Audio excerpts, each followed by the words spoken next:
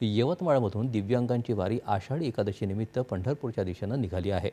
यवतमाळ इथल्या सेवा समर्पण प्रतिष्ठान आणि दिव्यांग संघ यांच्या संयुक्त विद्यमाने या वारीचं आयोजन केलं आहे। 20 दिव्यांग बांधवांचा या वारीत समावेश आहे। ही वारी यवतमाळ इथल्या अष्टविनायक गणपती मंदिरातून विठ्ठल रुक्मिणीची मूर्ती आणि संत सूरदास यांची प्रतिमा तसंच पादुका घेऊन पंढरपूरकडे मार्गस्थ झाली आहे। सुमारे 521 किलोमीटरचं अंतर 22 दिवसात पार करत ही दिव्यांगांची वारी भजन कीर्तन करत पंढरपूरला पोहोचणार आहे।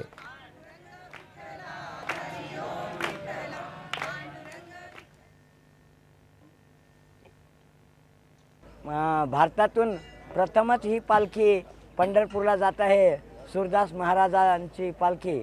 तर यवतमाळकरांना सुद्धा आनंद होत आहे, ते सुद्धा सामील होत आहेत आमच्यात आणि आम्हाला वेगवेगळे बक्षिसं देऊन कोणी खाऊ, कोणी आमचं स्वागत करीत आहे, कोणी आम्हाला आमच्या पाठीवर थाप मारत आहे, शाबासकी देत आहेत आणि विठुरायाच्या दर्शनाला निघाले म्हणून आम्हाला अतिशय आनंदित आशीर्वाद देत आहेत।